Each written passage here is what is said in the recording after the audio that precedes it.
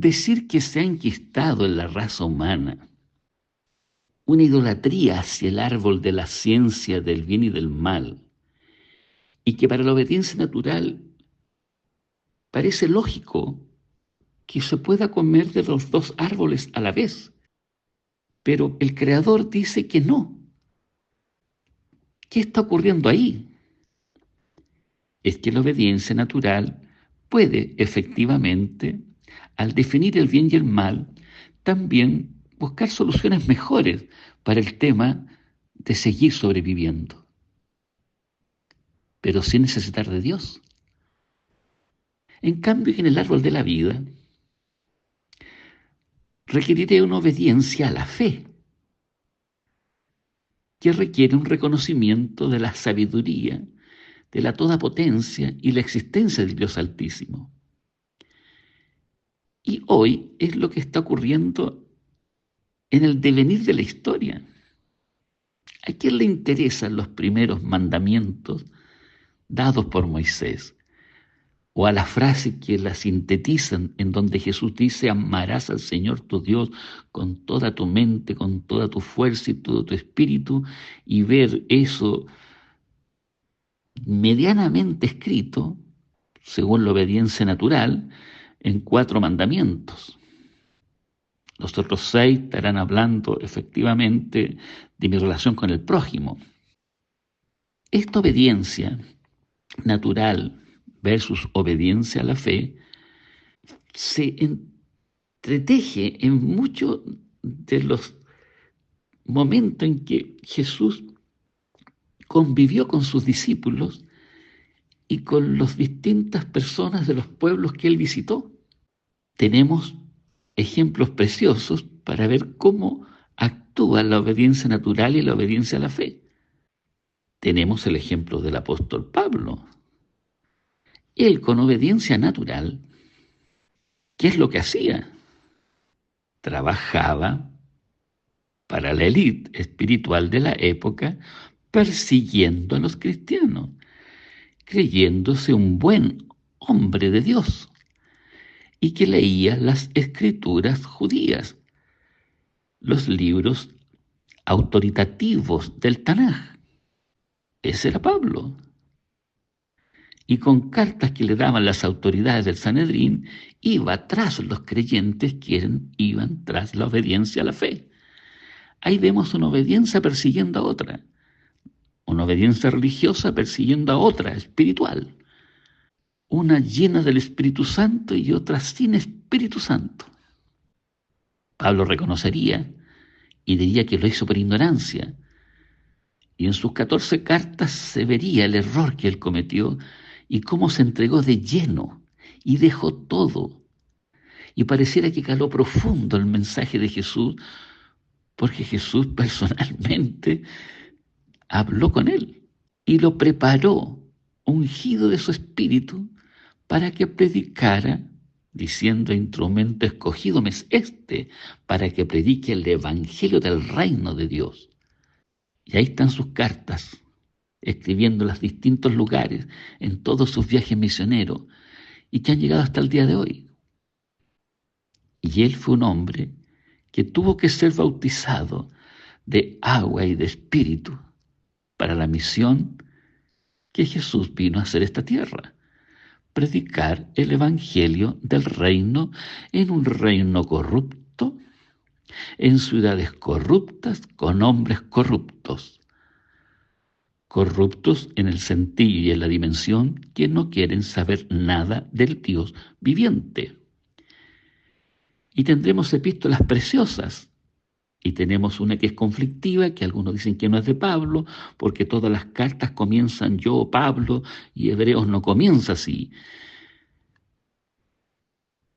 Fui invitado a una charla en cuya reunión se me pidió que contestara ciertas preguntas en un espacio de la comunidad judía, en el sector donde lideré por un tiempo el espíritu misionero en aquel sector.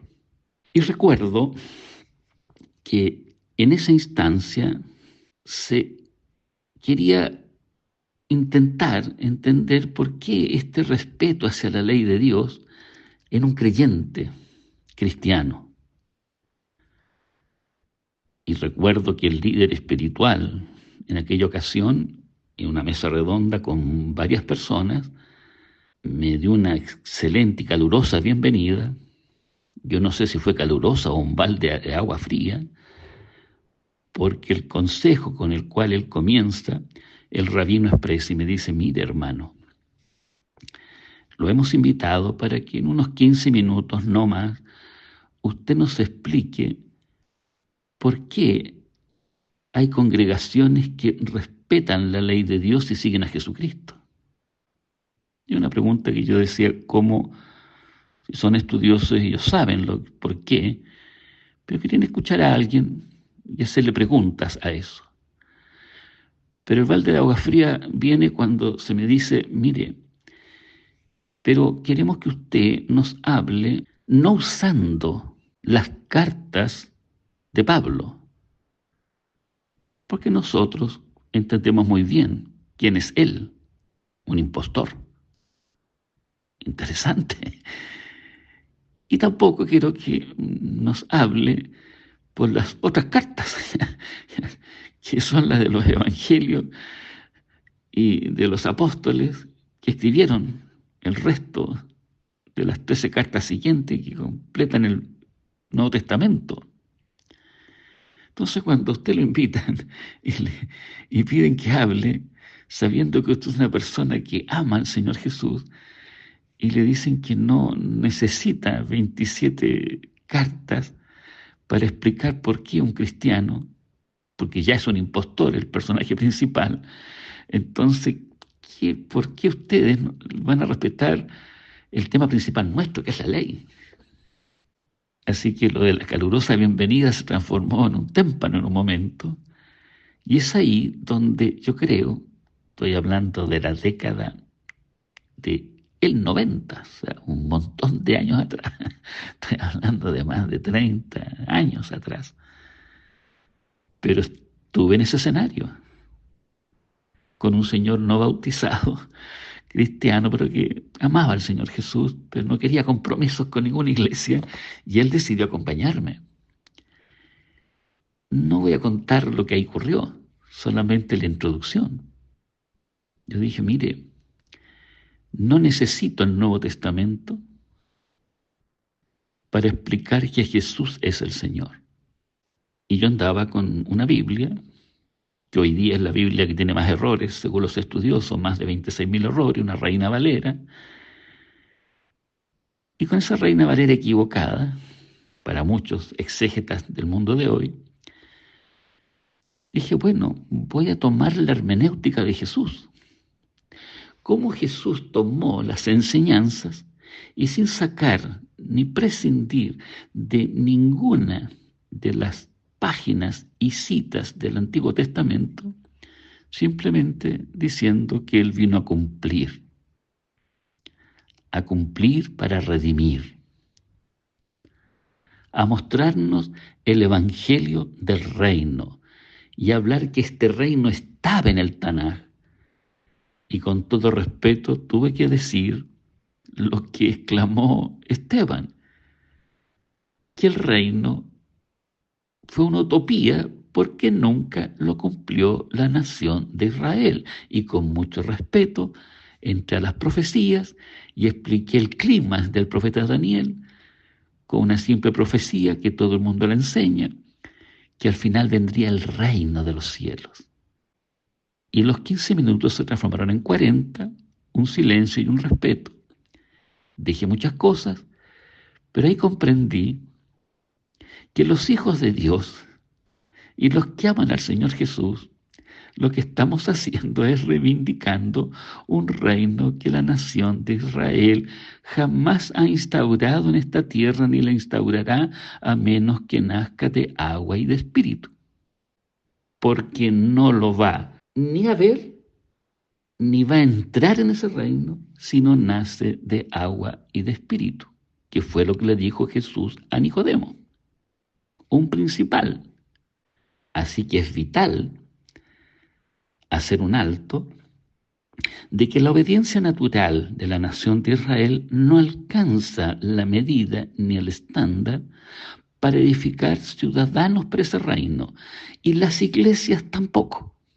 Cuidado, porque mucho de la obediencia natural está contaminando la obediencia a la fe de lo que Dios quiso en sus seguidores. Vamos a entrar ahora con ejemplos bíblicos de cómo es esto de la obediencia a la fe, para que quede el contraste claro con la obediencia natural. Dice que muchas gentes iban con él. Vamos a leer una parte de Lucas capítulo 14, del verso 25 en adelante. Dice que de pronto él se vuelve a la gente que le seguían y dice esta frase: si alguno viene a mí y no aborrece a su padre y madre y mujer e hijos y hermanos y hermanas y aún también su vida, no puede ser mi discípulo. Y cualquiera que no trae su cruz y viene en pos de mí, no puede ser mi discípulo. Porque ¿cuál de vosotros, queriendo edificar una torre, no cuenta primero sentado los gastos si tiene lo que necesita para acabarla? Porque después que haya puesto el fundamento y no pueda acabarla, todos los que lo vieren no comiencen a hacer burla de él. ¿Qué está diciendo Jesús aquí? Somos muchos los seguidores. Nos encantó la predicación del Evangelio del Reino. Vamos todos tras él. Él gira su cabeza y nos dice: tengo que decirles algo que es importante. Este es un reino de discípulos. No son antenas repetidoras de cosas memorizadas, ni mucho menos. Son hombres y mujeres y niños y ancianos que han experimentado algo distinto. Me han puesto por sobre todos sus intereses que tienen la obediencia natural, porque lo estoy invitando a un cálculo de la fe. Y por un ejemplo, qué fácil partir detrás de él cuando uno ve señales que parece que no nos tocan, pero que nos llaman la atención. Pero llega un momento en que la obediencia natural se ve confrontada a la obediencia a la fe, cuando me dice que yo tengo un problema serio, que tengo algo en mí que no calza con la altura de lo que Dios quiere. Y hay que hacer una transformación completa, porque en mi corazón hay un problema serio. Soy fruto de una revolución cultural que viene desde el huerto del Edén. Y él ahora va a llegar al huerto de la cruz para decirme: mira, yo voy a morir por ti, expositor, por tus hijas, por tus nietos, por tus generaciones, por tus progenitores, por la raza entera y por todo aquel incluso que llega a esta tierra antes que venga mi reino del cielo.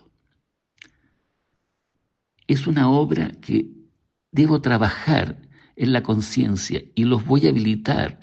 Y así como el Padre dio un soplo y le dio vida al primer Adán, yo les daré un soplo para que el Espíritu Santo haga una obra de regreso al Padre.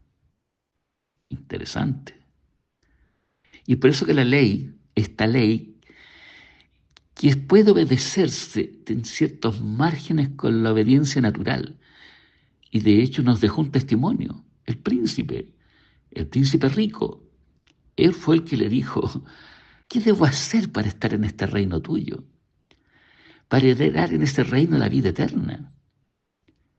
¿Los mandamientos sabes?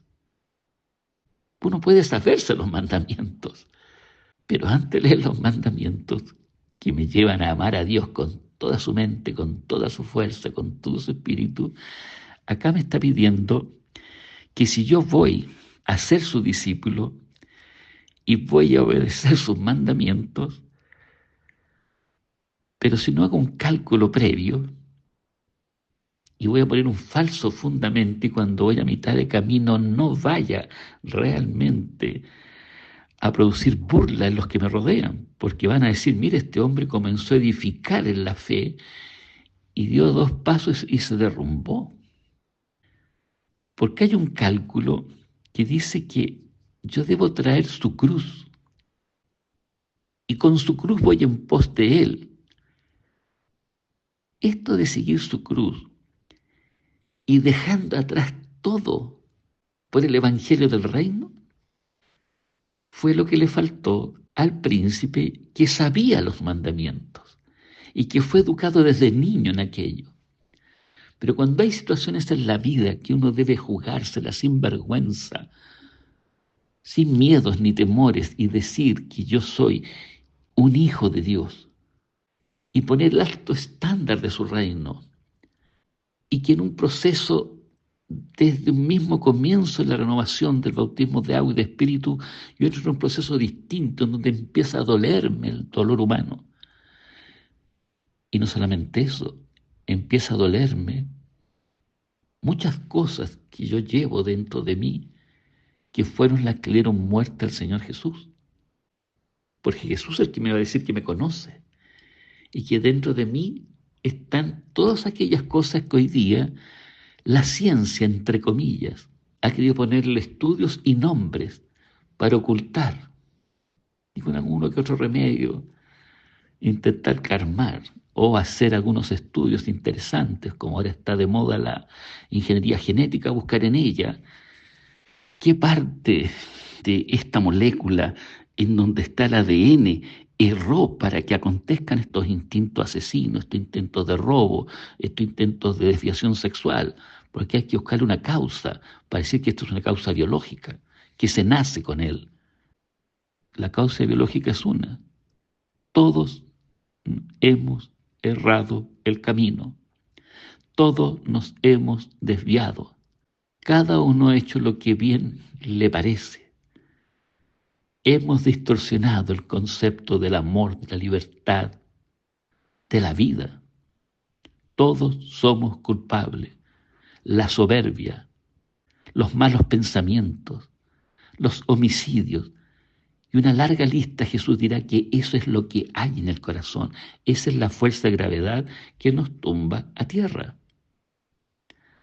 Y para eso se requiere una terapia especial, la terapia de la cruz. Y es la terapia de la cruz que yo debo hacer una evaluación, porque ahí hay un acto de fe, donde debo creer lo que Dios está haciendo en su Hijo. Y por eso que me dice, mire, saca las cuentas, porque no se trata de que tú comiences a edificar y no acabes lo que comenzaste a edificar. El edificio espiritual del ser humano ahora tiene que llegar a feliz término. Y luego pone otro ejemplo inmediatamente, dice, ¿o cuál rey, habiendo de ir a hacer guerra contra otro rey, no se sienta primero y no consulta si puede salir al encuentro con 10.000 al que viene contra él con 20.000?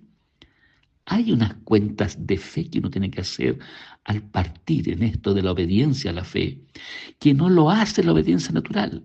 Es una invitación que uno se arrodilla y le pide al Señor. Llama, clama, busca y hallaréis, nos dice el Señor. Y el Señor nos va a oír y nos va a dar la buena dádiva de su Santo Espíritu para alumbrar toda la oscuridad que hay en nuestro ser y caer de rodillas y saber quién realmente es lo que soy. Entender mi verdadera antropología como la ve Dios. Entonces viene el arrepentimiento. Entonces viene el bautismo de agua y entonces resplandece la obra de Jesucristo en la cruz. Jesús estaba diciendo que no edifiquemos. A ver, hay 2 cosas en esta historia que son interesantes. El hombre, y nos dejo un ejemplo bíblico, cuando construyó la Torre de Babel había bastante material y la construyó y Dios intervino. El mismo Dios, en muchas de las enseñanzas del Tanaj, no busca ir a la guerra y a la victoria en los grandes debates que existían en ese momento para expandir la enseñanza de su reino, y que al final fueron reinos fallidos todos, no puso su confianza en las cantidades de los soldados, sino que en la estrategia de fe. Tenemos la vida de Gedeón, tenemos todos los consejos que le dan los jueces cuando lucha contra los enemigos espirituales. Entonces, no era un tema de cantidad de hombres del ejército, sino que el cálculo que me está pidiendo en ese instante es el cálculo de la fe. Y Pablo me dirá la manera de cómo se retroalimenta esta fe. Y él pone una larga lista de lo que hicieron los seres humanos en su historial, de las cosas que lograron a través de la fe. Y por la fe algunos cerraron bocas de leones. Y empezamos a analizar las historias en donde mismo el Señor y el mismo Pablo está diciendo que la fe viene por el oír y el oír por la palabra de Dios.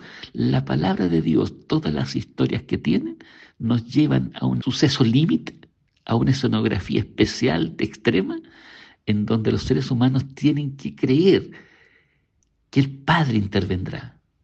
Esa es la belleza. Y puesto los ojos en el personaje principal del Tanaj, lo que hablaba ahí yo al rabino. Dios puso palabra, Dios puso espíritu, hubo respeto, se extendió 3 veces el tiempo que tenían que darme para explicar que Jesús es el personaje principal, sin necesidad de usar el Nuevo Testamento, exaltando a las profetas, los salmos y a Moisés. Fue un gozo. De ahí esta introducción yo la había escogido de esta manera. Y no es que esté negando el Nuevo Testamento, sino que al contrario, me invita para, antes de llegar a ellos, ver la belleza de cómo Dios hizo el plan de la redención en el Tanaj con su personaje y su tema principal. ¿Cómo termina ese discurso de Jesús a los que le está diciendo que hay que hacer un cálculo de la fe? Cuando va a analizar el tema del ejército, dice, bueno, si ve que está lejos, le ruega por la paz porque no puede y le envía una embajada. No vayamos a la guerra, tengo pocos soldados contra ti que tienes tanto. Y mira lo que dice. Así pues, cualquiera de vosotros que no renuncia a todas las cosas que posee, no puede ser mi discípulo. Son ladrillos de fe los que necesito para edificar. Son soldados, situaciones de fe los que tengo que estar a mi lado. Los santos ángeles que suben y bajan sobre la cabeza de Jesús. Los recursos que Dios me dejó, el Espíritu Santo y la oración. Eso me está diciendo. Porque si no hay renuncia, no seremos sal de la tierra. Y lo dice ahí. En ese contexto es cuando dice, buena es la sal. Buenos son los hijos de Dios, buenos son los que renuncian, buenos son los que han dejado todo y toman su cruz cada día, dirán las citas paralelas. Pero si no lo hace, será una sal desvanecida. ¿Y con qué debemos adobarla? No sirve para nada, ni para la tierra, ni para el muladar es buena. Y la arrojan. Y termina con la frase muy usada por él. El que tiene oídos para oír, oiga. Hay un cálculo de fe que nace de la negación, que nace de aquel que renuncia a todo lo que posee. Eso la obediencia natural lo piensa 10.000 veces. Va tras la señal, pero cuando llega el momento de la prueba, sucede lo que pasa cuando se habla de la parábola del sembrador. De 4 oidores, 3 sucumben. Pero el segundo y el tercero les gusta por un momento las grandes señales. Pero Dios nos dirá que nuestra fe es por el oír y el oír por la palabra de Dios, en donde hombres y mujeres renunciaron a todo. Ese es el remanente. Y el príncipe que se sabía los mandamientos no estaba dispuesto a renunciar a todo por la cruz de Jesucristo, por el evangelio de Jesús, cosa que hizo Pablo, cosa que hicieron los apóstoles y muchas otras escenas a través de la historia y hasta el día de hoy. Esa es la diferencia grande entre la obediencia natural y la obediencia a la fe. La obediencia a la fe lleva el germen de la renuncia, de confiar plenamente en todo, de reestudiar mi edificación espiritual desde el fundamento hasta la culminación, porque he hecho los cálculos que me asociaré con el Creador nuevamente. No bastaba saber intelectualmente los mandamientos, ni exaltar uno en particular. Pablo diría que es el sello del Espíritu Santo, el sello de los hijos de Dios. No es un mandamiento en sí, como se ha querido enseñar de una y otra manera. Uno exaltando el segundo, otro el tercero, otro el cuarto, otro borrando dos, etcétera, etcétera, etcétera.